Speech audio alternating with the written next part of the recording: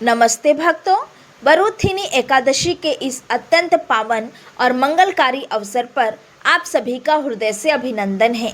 भगवान मधुसूदन जो जगत के पालनहार है और जिनके चरणों में समस्त ब्रह्मांड का सुख समाहित है, उनकी असीम कृपा आप पर और आपके पूरे परिवार पर सदैव एक सुरक्षा कवच की तरह बनी रहे। सनातन धर्म की महान परंपराओं में एकादशी व्रत को सभी व्रतों का राजा माना गया है, लेकिन वैशाख मास के कृष्ण पक्ष की यह वरुथिनी एकादशी अपने आप में अत्यंत विलक्षण और सौभाग्य की वर्षा करने वाली मानी गई है। वरुथिनी शब्द का अर्थ ही होता है वरुथिनी यानी कवच या रक्षा करने वाला। जैसे एक मजबूत ढाल युद्ध के मैदान में सैनिक की रक्षा करती है, ठीक वैसे ही यह व्रत मनुष्य को इस संसार के दुखों, मानसिक संतापों, शारीरिक रोगों और अनजाने में हुए पापों से एक अचमेश कवच की तरह बचाता है। प्राचीन ग्रंथों और पुराणों में तो यहाँ तक कहा गया है कि इस एक पावन व्रत को श्रद्धापूर्वक करने से जो पुण्य फल प्राप्त होता है वह 10,000 वर्षों तक घोर जंगल में जाकर किए गए कठिन तपस्या के पुण्य के बराबर है। यह व्रत केवल एक नश्वर लोक में हमें सुख, शांति और समृद्धि ही नहीं देता, बल्कि मृत्यु के पश्चात परलोक में भी मोक्ष का द्वार खोल देता है और जन्म मरण के इस चक्र से मुक्ति दिलाकर हमें श्रीहरि के चरणों में स्थान दिलाता है। मेरे प्यारे श्रोताओं, अब आप सभी अपने सांसारिक कार्यों से कुछ समय के लिए विश्राम ले और अपने मन रूपी मंदिर में भगवान विष्णु के चतुर्भुज रूप को स्थापित करें। अपनी आंखें बंद करें और शांत चित होकर उस परम पवित्र पौराणिक कथा का श्रवण करें, जो भक्त धैर्य और अटूट विश्वास के रस से सराबोर है। यह कथा केवल एक कहानी नहीं है, बल्कि जीवन जीने का एक मार्ग है।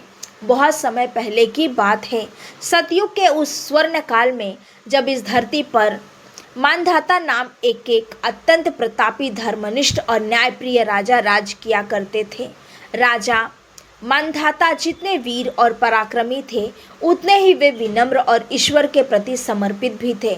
उनके राज्य में कभी कोई दुखी नहीं रहता था, अकाल और बीमारी का कोई नामो निशान नहीं था और राजा अपने राजा को साक्षात ईश्वर का प्रतिनिधि मानती थी। राजा मानधाता के पास समस्त सुख सुविधाएं थीं, अपार धन संपत्ति थी और महान वैभव था, लेकिन इन सब के बावजूद उनके मन में सदैव एक ही प्यास रहती थी, ईश्वर की सच्ची भक्ति और आत्मिक शांति की प्राप्ति। वे जानते थे कि यह राजपाट और वैभव क्षणभंगुर है, असली धन तो केवल प्रभु का नाम है। इसी वैराग्य भाव से प्रेरित होकर एक बार राजा मानधाता ने निर्णय लिया कि वे कुछ समय के लिए राजसी सुखों को त्याग कर एकांत में प्रभु की आराधना करेंगे। वे घने जंगलों की ओर निकल पड़े और अतः नर्मदा नदी के अत्यंत पावन तट पर पहुंचे। नर्मदा का वह किनारा शांत, शीतल और दिव्य ऊर्जा से भरा हुआ था। राजा ने वहीं एक स्थान चुन लिया और भगवान विष्णु के चरणों में अपना ध्यान लगाकर कठोर तपस्या आरंभ की। राजा मानधाता की तपस्या इतनी गहरी थी कि धीरे धीरे उन्हें अपनी देह का भान ही नहीं रहा। वे एक जड़ वृक्ष की भांति अड़ीग होकर बैठ गए। हवाएं चली, वर्षा हुई, ऋतुएं बदली, लेकिन राजा के मन की लौ केवल नारायण के चरणों में जलती रही। वे घंटों तक ओम नमः भगवते वासुदेवाय का मौन जाप करते रहे। उनकी इस तपस्या की आभा से वन के पशु पक्षी भी शांत हो जाते थे, लेकिन नियति को कुछ और ही मंजूर था। भगवान अपने भक्तों की परीक्षा अक्सर तब लेते हैं जब वे भक्त के चरम पर होते हैं, ताकि संसार को उनकी अटूट श्रद्धा का प्रमाण मिल सके। एक दिन जब राजा मानधाता नर्मदा तट पर अपनी समाधि में पूरी तरह लीन थे, तभी जंगल के भीतर से एक विशाल और अत्यंत भयानक जंगली भालू वहां प्रकट हुआ। वह भालू साक्षात काल की तरह दिख रहा था। उसकी आंखें क्रोध से लाल थी और वह बहुत ही हिंसक अवस्था में था। उसने राजा को एकांत में तपस्या करते देखा और अचानक एक भयानक गर्जना के साथ उन पर हमला कर दिया। उस हिंसक जीव ने राजा के पैर को अपने मजबूत जबड़ों में जकड़ लिया और उसे चबाने लगा।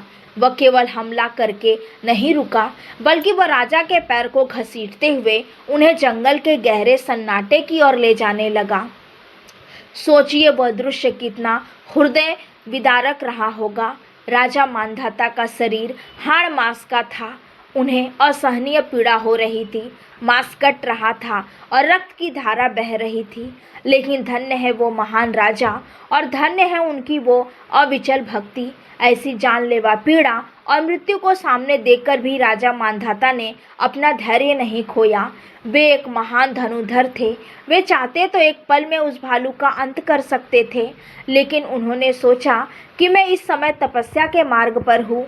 मैंने शांति और अहिंसा का व्रत लिया है, इसीलिए मुझे अपनी रक्षा के लिए हिंसा का सहारा नहीं लेना चाहिए।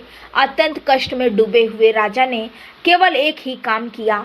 उन्होंने अपनी पीड़ा को भगवान के चरणों में अर्पित कर दिया। उन्होंने वरुण स्वर में मन ही मन पुकारा, हे नाथ, अनाथों के नाथ, हे भक्त वत्सल श्री हरि, मैं आपकी शरण में हूँ। मैंने अपना सर्वस्व आपको समर्पित कर दिया है। अब मेरी लाज आपके हाथ में है। राजा की यह पुकार स्वार्थ की नहीं, बल्कि पूर्ण समर्पण की थी। जब भक्त अपनी सामर्थ्य हार जाता है, तब भगवान की भक्ति जागृत होती है। अपने भक्त के ऐसे आर्त स्वर को सुनकर वैकुंठनाथ भगवान विष्णु स्थिर न रह सके। वे तत्काल गरुड़ पर सवार होकर वहां साक्षात प्रकट हो गए। भगवान की दिव्य आभा से पूरा जंगल प्रकाशित हो उठा। भगवान ने देखा कि उनका प्रिय भक्त एक हिंसक पशु के चंगुल में है। उन्होंने उसी क्षण अपने सुदर्शन चक्र को आदेश दिया। सुदर्शन चक्र की तीव्र धार ने पल भर में उस भालू का मस्तक धड़ से अलग कर दिया और राजा के प्राणों की रक्षा की। राजा मांधाता ने जैसे ही अपनी आंखें खोली, उन्होंने अपने सामने साक्षात चतुर्भुज भगवान विष्णु को पाया। उनके अंगों से रक्त बह रहा था, घाव गहरे थे, लेकिन भगवान के दर्शन मात्र से उनका आधा कष्ट तो वैसे ही विलीन हो गया। हालांकि भालू के काटने के कारण राजा का पैर पूरी तरह शत विक्षत हो चुका था। उनके शरीर की वो सुंदरता और क्रांति खो गई थी और वे शारीरिक रूप से बहुत कुरूप और असहाय दिखाई दे रहे थे। अपने राजा जैसे पुष्ट शरीर की ऐसी दुर्दशा देखकर राजा मांधाता की आंखों में आंसू आ गए। उन्होंने रुंधे हुए गले से भगवान से प्रश्न किया, हे प्रभु, आप तो सर्वज्ञ हैं। मैंने जीवन भर धर्म का मार्ग अपनाया, कभी किसी का अहित नहीं किया, फिर मेरी ऐसी दुर्गति क्यों हुई? क्या मेरी तपस्या में कोई कमी रह गई थी? भगवान विष्णु ने बड़े ही प्रेम और वात्सल्य के साथ राजा के सिर पर हाथ रखा और बोले, हे राजन, दुखी मत हो। यह तुम्हारे इस जन्म का नहीं, बल्कि तुम्हारे पूर्व जन्म के उन पापों के कर्मों का फल है जो संचित थे। प्रारंभ के खेल को हर जीव को भोगना ही पड़ता है, लेकिन तुम विचलित न हो, क्योंकि जो मेरी शरण में आ जाता है, मैं उसके कठिन से कठिन प्रारंभ को भी सहज बना देता हूँ। मैं तुम्हें इस शारीरिक पीड़ा और कुरूपता से पूर्ण मुक्ति दिलाने का मार्ग बताता हूँ। भगवान ने आगे कहा, हे मांधाता, तुम शीघ्र ही मथुरा नगरी जाओ। वहाँ वैशाख मास के कृष्ण पक्ष की जो वरुधिनी एकादशी आती है, उसका पूरे विधि विधान और निष्ठा के साथ व्रत करो। उस दिन मेरे वराह अवतार की प्रतिमा का पूजन करना। वरुधिनी एकादशी का प्रभाव इतना शक्तिशाली है कि वह तुम्हारे पूर्व जन्म के सभी पापों को भस्म कर देगी। इस व्रत के पुण्य से न केवल तुम्हारा यह कटा हुआ पैर फिर से ठीक हो जाएगा, बल्कि तुम्हारा पूरा शरीर पहले से भी अधिक कांतिवान और सुंदर हो जाएगा। जाओ राजन, अपनी भक्ति को इस व्रत के साथ पूर्ण करो। भगवान विष्णु इतना कहकर अंतर्ध्यान हो गए। राजा मांधाता ने भगवान के वचनों को शिरोधार्य किया और वे कष्ट सहते हुए भी मथुरा पहुँचे। वहाँ उन्होंने वैशाख कृष्ण एकादशी के दिन सूर्योदय से पूर्व स्नान किया और वरुधिनी एकादशी का अत्यंत कठिन और श्रद्धापूर्वक उपवास रखा। जैसे ही राजा ने व्रत का पारण किया और भगवान वराह की स्तुति की, वैसे ही एक अद्भुत चमत्कार हुआ। राजा का जो अंग भालू ने खा लिया था, वह दिव्य शक्ति से पुनः जुड़ गया और उनका पूरा शरीर स्वर्ण की भांति चमकने लगा। उनका शारीरिक व्याधियाँ समाप्त हो गई और उन्हें एक नया तेजस्वी जीवन मिला। राजा मांधाता ने कई वर्षों तक धर्मपूर्वक राज्य किया और अंत में उन्हें मोक्ष की प्राप्ति हुई। माताओं और बहनों, यह कथा हमें सिखा देती है कि जीवन में दुख कभी भी बिना कारण नहीं आते, वे अक्सर हमारे पुराने कर्मों का फल होते हैं। लेकिन यदि हमारे पास श्रद्धा की शक्ति और वरुथिनी एकादशी जैसा व्रत है तो हम अपनी किस्मत की लकीरों को भी बदल सकते हैं। यह व्रत मनुष्य को केवल शारीरिक आरोग्यता ही नहीं देता बल्कि उसके मन के मैल को भी धो देता है। वरुथिनी एकादशी का महात्म केवल एक कथा तक सीमित नहीं है। यह व्रत एक ऐसा आध्यात्मिक विज्ञान है जिसे समझ लेने पर मनुष्य के जीवन की दिशा ही बदल जाती है। शास्त्रों में उल्लेख मिलता है कि जो फल 10,000 वर्षों की तपस्या में मिलता है वही वो फल इस एक व्रत से प्राप्त होता है। यह बात सुनने में जितनी सरल लगती है, इसके पीछे का भक्ति भाव उतना ही गहरा है। वरुथिनी एकादशी का अर्थ ये भी है कि यह हमारे सौभाग्य को वरुथ यानी ढाल प्रदान करती है। अक्सर हम देखते हैं कि जीवन में सब कुछ ठीक चलते हुए भी अचानक बाधाएं आ जाती है, घर में कलेश बढ़ जाता है या बनते हुए काम बिगड़ने लगते हैं। ऐसी स्थिति में वरुथिनी एकादशी का व्रत हमारे संचित पुण्यों की रक्षा करता है और नकारात्मक ऊर्जा को घर की दहलीज से बाहर रखता है।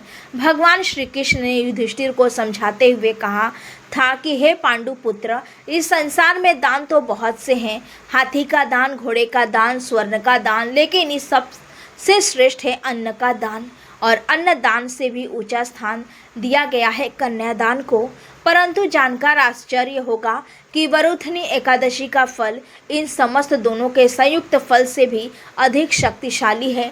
जो मनुष्य इस दिन उपवास रखकर प्रभु का स्मरण करता है, उसके पितर भी तृप्त होकर उसे आशीर्वाद देते हैं। अब बात करते हैं इस व्रत के उन गुण नियमों की जिनका पालन करना हर भक्त के लिए अनिवार्य है। एकादशी का व्रत केवल पेट को खाली रखने का नाम नहीं है, बल्कि यह अपने इंद्रियों को वश में करने की साधना है। व्रत का प्रारंभ दशमी की तिथि से ही हो जाता है।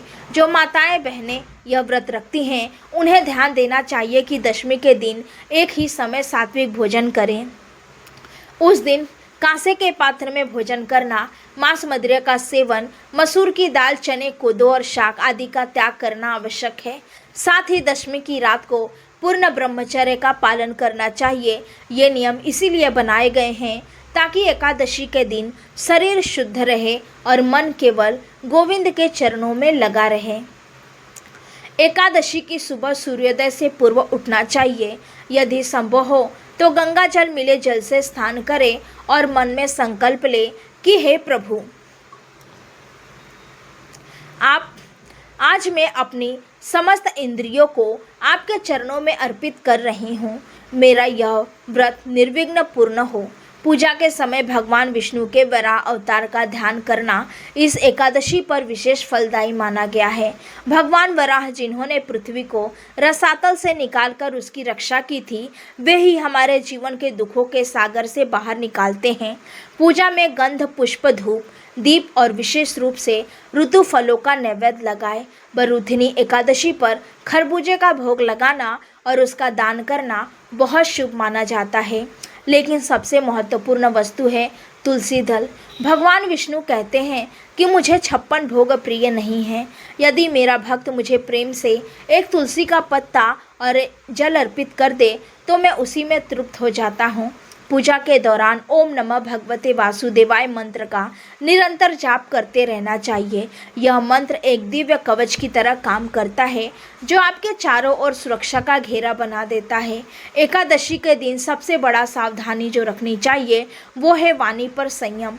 अक्सर लोग व्रत तो रखते हैं लेकिन दूसरों की बुराई या निंदा करने से नहीं चूकते। शास्त्रों के अनुसार एकादशी के दिन की गई पर निंदा से व्रत का सारा पुण्य नष्ट हो जाता है। इस दिन क्रोध नहीं करना चाहिए और न ही झूठ बोलना चाहिए। यदि आप शारीरिक रूप से निर्जला व्रत रखने में सक्षम नहीं हैं तो दूध और फलों का सेवन किया जा सकता है। भगवान भाव के भूखे हैं। वे ये नहीं देखते कि आपने कितना कठिन तप किया, वे ये देखते हैं कि आपके हृदय में उनके लिए कितना प्रेम है। संध्या काल में भगवान की आरती करें और दीपदान करें। घर के मुख्य द्वार पर और तुलसी के क्यारे में दीपक जलाने से लक्ष्मी जी का स्थायी निवास होता है। रात्रि जागरण का वरुधिनी एकादशी में विशेष महत्व बताया गया है। जो भक्त रात के समय सोते नहीं हैं और भगवान के भजनों, कीर्तनों और विष्णु सहस्त्रनाम का पाठ करते हैं, उन पर भगवान की कृपा 7 पीढ़ियों तक बनी रहती है। कहा जाता है कि रात के समय जब पूरी दुनिया सो रही होती है, तब जाकर प्रभु का नाम लेने वाला भक्त सीधे वैकुंठ के द्वार खटखटाता है। अगले दिन यानी द्वादशी को पारण का भी अपना एक नियम है। सूर्योदय के पश्चात स्नान आदि करके ब्राह्मणों को भोजन कराए या उनके निमित्त अनाज और दक्षिणा निकाल कर अलग रख दे। उसके बाद ही स्वयं भोजन ग्रहण करे। पारण के समय तुलसी का पत्ता ग्रहण करना अत्यंत शुभ होता है। वरुथिनी एकादशी के फल के बारे में एक और विशेष बात यह है कि यह व्रत हमें अकाल मृत्यु से बचाता है। जो व्यक्ति नियमित रूप से इस एकादशी का पालन करता है, उसे यमराज का भय नहीं सताता। यह व्रत दुर्भाग्य को सौभाग्य में बदलने की शक्ति रखता है। यदि किसी व्यक्ति की कुंडली में दोष हो या ग्रहों की स्थिति प्रतिकूल हो, तो वरुथिनी एकादशी के दिन दान पुण्य करने से वे दोष शांत हो जाते हैं। विशेष रूप से जल से भरे कलश का दान, जूतों का दान या छाते का दान इस मौसम में अत्यंत पुण्यकारी माना गया है, क्योंकि वैशाख का महीना गर्मी का होता है और राहगीरों को शीतलता प्रदान करना नारायण की सबसे बड़ी सेवा है। मेरे प्रियजनों, इस कथा और विधि को सुनने मात्र से भी आपके आधे पाप कट जाते हैं। भगवान विष्णु बड़े ही दयालु हैं। वे केवल एक पुकार पर नंगे पैर दौड़े चले आते हैं। जैसे वे गजेंद्र के लिए आए थे, जैसे वे द्रौपदी के लिए आए थे। वरुथिनी एकादशी हमें यही भरोसा दिलाती है कि हम अकेले नहीं हैं। हमारी रक्षा के लिए वह वरुथ यानी वो दिव्य कवच सदैव उपलब्ध है। इस व्रत को करने से घर में सुख शांति आती है, संतानों को बुद्धि और दीर्घ आयु प्राप्त होती है और अंत समय में जीवात्मा को यमदूतों के त्रास से मुक्ति मिलती है। आज के इस आधुनिक युग में जहां हमारा मन चंचल है, वहां एकादशी जैसे व्रत हमें फिर से अपनी जड़ों और अपनी संस्कृति से जोड़ते हैं। यह केवल एक धार्मिक कर्मकांड नहीं, बल्कि खुद को शुद्ध करने का एक अवसर है। इसीलिए आज के दिन संकल्प लें कि हम कम से कम एक बुराई का त्याग करेंगे और अपने जीवन में प्रेम और करुणा को स्थान देंगे। भगवान विष्णु की यह कथा आप सभी के जीवन में प्रकाश लाए। तो माताएं अपने बच्चों के उज्जवल भविष्य के लिए यह कथा सुन रही हैं, उनकी मनोकामनाएं पूर्ण हो। जो बहनें अखंड सौभाग्य के लिए यह व्रत कर रही हैं, उन्हें माता लक्ष्मी का वरदान प्राप्त हो। अंत में बस इतना ही कहना चाहूँगी कि प्रभु का नाम ही वह नाव है जो हमें इस भवसागर से पार उतारेगी। वरुथिनी एकादशी के इस पावन अवसर पर अपने हृदय को शुद्ध रखें, किसी का दिल न दुखाए और जितना हो सके दीन दुखियों की सेवा करें। नारायण हर जीव में बसते हैं और जब हम किसी की सेवा करते हैं तो हम सीधे भगवान तक पहुंचते हैं। चलिए एक बार फिर से उस परम सत्ता का ध्यान करते हुए इस कथा को विराम देते हैं। हे माधव, हे मधुसूदन, हमसे जो भी भूल चूक हुई हो उसे क्षमा करना और अपनी भक्ति का दान देना। आप सभी का जीवन मन मंगल हो। आप सदा सुखी रहे, स्वस्थ रहे और ईश्वर की भक्ति में रंगे रहे। बोलिए लक्ष्मी नारायण भगवान की जय, वराह अवतार भगवान की जय, वरुथिनी एकादशी माता की जय। मेरे प्यारे भाइयों और बहनों, आशा है कि वरुथिनी एकादशी की यह पावन और भक्तिमयी कथा आपके हृदय को स्पर्श कर गई होगी। भगवान श्री हरि विष्णु आपकी हर संकट से रक्षा करे और आपके जीवन में सुख समृद्धि भर दे। अगर आपको यह कथा प्रेरणादायक लगी हो तो इस वीडियो को लाइक ज़रूर करें और अपने मित्रों और परिवारों के साथ शेयर करें, ताकि उन्हें भी इस पावन व्रत का पुण्य फल मिल सके। ऐसी ही भक्तिपूर्ण वीडियो और शास्त्रों की जानकारी के लिए हमारे चैनल को अभी सब्सक्राइब करें और बेल आइकन दबाना न भूलें। भगवान विष्णु की कृपा पाने के लिए कमेंट बॉक्स में श्रद्धा के साथ जय श्री हरि या नमो नारायण अवश्य लिखें। अगली कथा में आपसे फिर भेंट होगी।